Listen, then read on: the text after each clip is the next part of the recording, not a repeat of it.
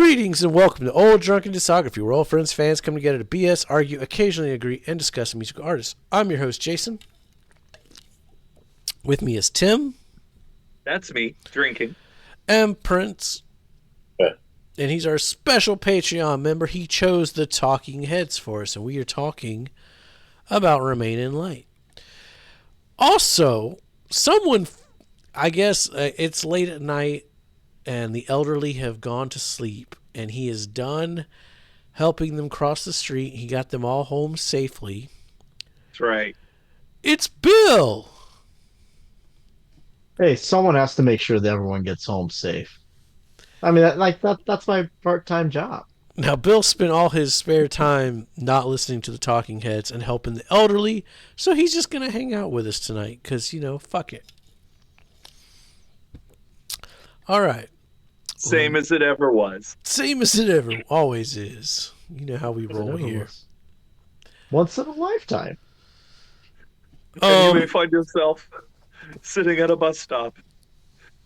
And you may find yourself needing help. From Leslie Willis. No. Talking Heads. Beavis and Butthead. I'll get to that. I don't want to go first. I went first last time. Somebody else go.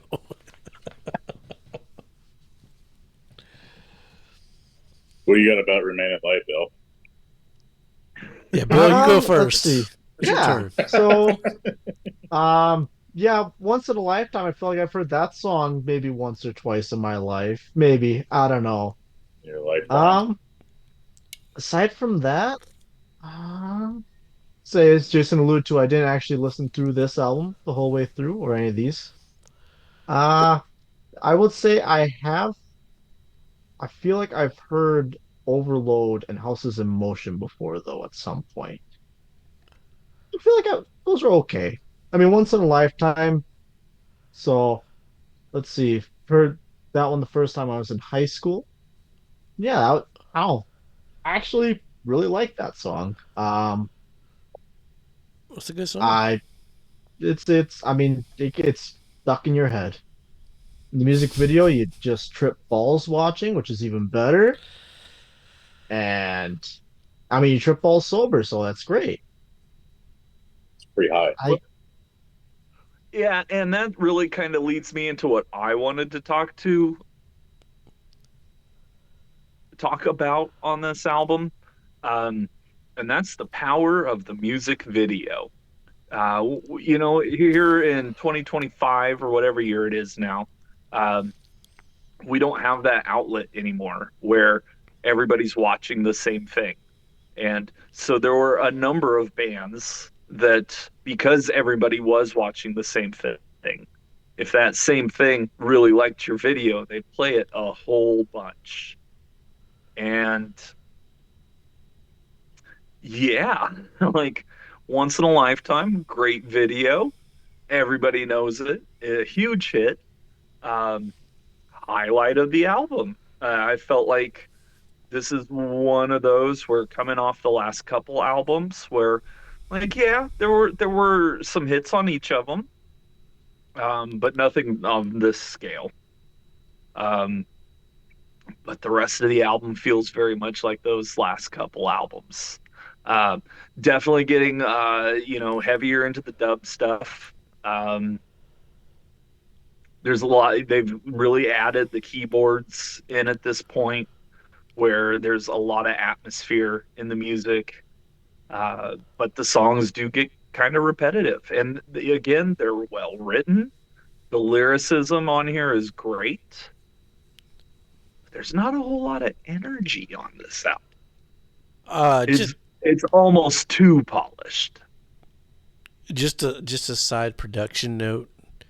We definitely need to do a video on like musical distribution and how, like, there's pros and cons to, like, you're talking about the MTV music video.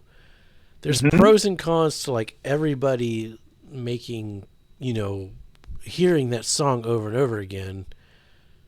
But there's also, like, pros to the streaming and how there's freedom now, Sure. That would be a good video to make. For sure. Yeah. Everything has pros and cons, Obviously, nobody has to deal with music video budgets anymore. That's You not don't have just to. You're money not. wasted.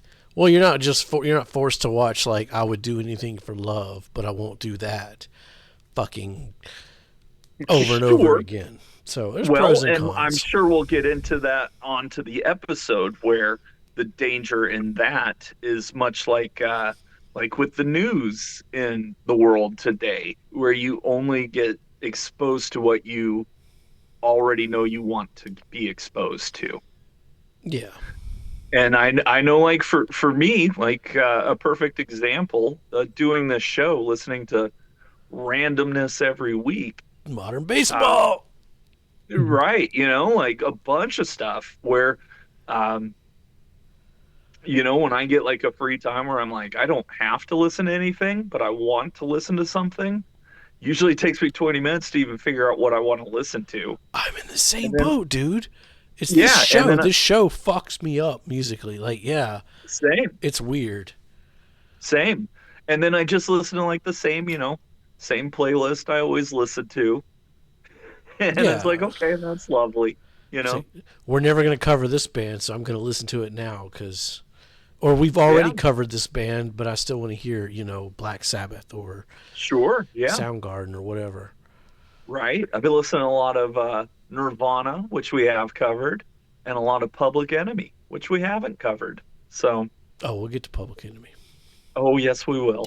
They're so good. Good one. But yeah, it's just like this comfort food. It's like these discographies that I know I'm gonna like, that I don't have to listen to pay attention to, don't have to like listen critically like we do with the Talking Heads or whoever it is that week.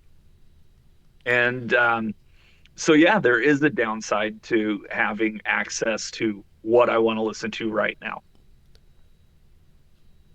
Because, you either get stuck on your playlist and don't expand out, or if you sign up and expand out way too much, then you kind of forget what you even like. But you also find shit like next week we're doing Seven Spires, which is a band we only Yeah, found, I think, because Bill was just looking up new releases for us to cover yeah, and saw Seven absolutely. Yeah. Spires. So, And it came across like, oh, this sounds interesting. and that was the first vinyl record you bought too. Yes, it was. Go watch that video. That's right. So back to Remain in Light. I had again. This is my first time hearing this one. Go back and watch our first video. Born Under Punches. It was a top song contender for me. Fantastic lyrics. The music is kind of batshit crazy. Good times were had when I listened to it. Cross-eyed. I love the lines. Isn't it weird? Looks too obscure to me. Wasting away. That was their policy. The music is more in line with the second album. It's just more layered. I think I don't know about production or if they had more money for this. I'm assuming they had more money. Well, they But definitely had more money for this one. Yeah. And I think this is the last one that Brian Eno is producing. yeah, this is the last Brian record. This is also the first one where his backup band went to Tom Tom Club.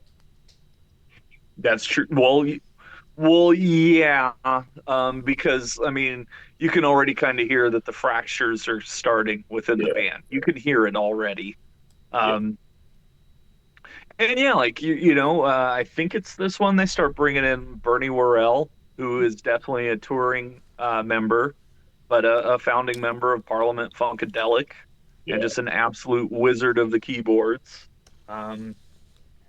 He's going to be joining their live band at this point, and play some stuff here and there on the albums.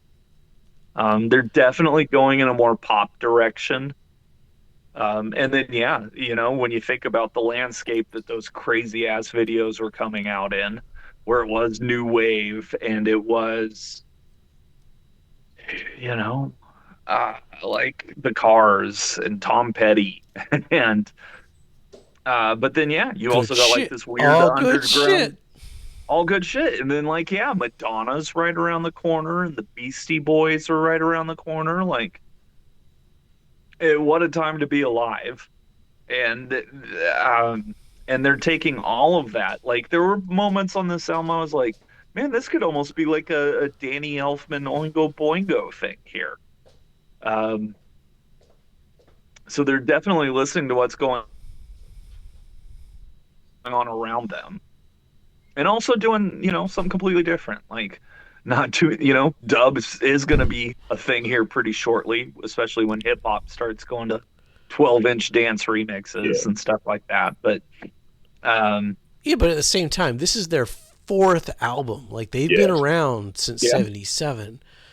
So like Yeah. they're not. I think the rest of the world, or like the mainstream pop, new wave '80s shit, has finally caught up to the Talking Heads. well, yeah, absolutely. And the Talking Heads are going to push it even further on the next album. Yeah. Like, um, yeah, no, they're definitely setting the template for what the '80s become, Yeah, but they're also very much aware of what's going on around them. that makes sense. The Great Curve was not a fan of. That was like too disco sounding for my taste. Once in a Lifetime, all I hear when I hear this one is Beavis and Butthead watching the music video for it. That shit was hilarious. That's a classic. And you top may song find contender. yourself. Like that's all I hear is Beavis, like standing up and like connecting mentally with the Talking Heads. Houses in Yeah, this Motion. isn't my house. Houses, it's fun. Lots of crazy sounds, things happening that would reward repeat listens, I think. Seen and Not Seen, and it's another one with great lyrics, but the mundane, repetitive music. Listening, same. I'd take Tomahawk's Anonymous over this. Like, I get what they're going for with it, but like, after hearing Anonymous, I think Tomahawk did it better, or more authentic, I should say. The Overload, kind of the same, for the same reason. For some reason, the album started out strong, but by the end, they just drag for me. I would take an EP of the first 5 songs, which is some of the best shit they've done up to this point, but like the last 3 tracks, I could do without. So it's a weird record. It's a short one too. Yeah. I mean, they're Yeah. all kind of in that 40 to 50-minute range at this point. So, Ain't no 7 Spires over an hour long album. I mean, they're still very much confined to the restraints of a vinyl record, You get 22 minutes on a side. Yeah. It's very like A-side, B-side with this band. Mm-hmm. Yeah. And, Yeah. like I said in the beginning, Once in a Lifetime was the song I listened to that for the longest time I thought was Robin Williams singing. Which, I mean, that kind of checks out. That kind of checks. Like, no shit, Robin Williams did music? Wild. He was in the Don't Worry, Be Happy video. That's true, he was. Man, R.I.P. Robin Williams. That dude was a legend. Pour one out. Absolutely. All right. We got to rank this mother. So I guess what y'all want ranked. Yep, you got to guess it. This is a tough one here, too. I know. Where did I put it? Okay. I think you put it behind Fear, so I think you put it in 3. That is correct. He knows how the game's been played. Right. You can tell he watches the show. Yeah, it keeps me busy while I'm doing prep. We're good background noise. That's solid background noise. Tim. Ooh, that's a tough one there, too. I don't know. I know. I think you have it in front of Fear too. No, I don't think you have it at 3. You might have it at 4. If you go the other direction, I think. At 2? I think I'm going to put this one at number 2. Okay. I feel like musically, it's a good continuation of the last two albums, Right. and There's a lot more yeah, it going does on kind of. musically. There's a lot more going on. The A production, lot I of think, is what layers. saves this one. It Yeah, just saves it for you. yeah. Because yeah, like Jason, it does kind of fall apart at the end. Yeah. Um, I am as well sticking at it too. It's a nostalgic album. Well, Nostalgia's a hell of a drug. yeah. That's you the heard it thing. here I first. I have no nostalgia for it at all. So go back and watch our 77 video playlist link channel. Watch them all in a row.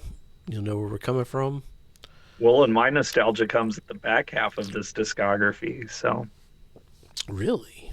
That's interesting. yeah, I don't know. Fuck all. I don't think after this one. Maybe I'm wrong, but Well, I'm pretty sure the next one's their biggest one, right? Next one's the biggest one. Yeah. is it? Okay. Yep. Yeah, absolutely. More you know. You son of a bitch. That's what I'm here for. You figured out the code word. All right. I watched our videos. Yep. You watched it. You caught it. All right. So stick around for Remain in. No, sorry. That's the one we're on. Speaking in tongues. Stick around for that one. Come check us Speaking out. of drunks, If you're old, hit us up on Facebook. If you're a young whippersnapper, hit us up on Discord. Fun fact, that's how the three of us met each other. Mr. Prince and Mr. Bill. We're all Discord buddies. and if you're really confused, you can look for us on MySpace. Hey, I just edited 1996, and I put the link to the Weisenheimers MySpace in there for Tim. It says it in the description. So Nice. go check out Go Packers Go. And Corky. Forky, the truck driver man. All right, stick around. Speaking in Tongues is next. Give us a like, give us a subscribe. We need all the help we can get. Be safe, and what, Bill? Help old people across the street. You may find yourself in a beautiful house with a beautiful wife, and you may ask yourself,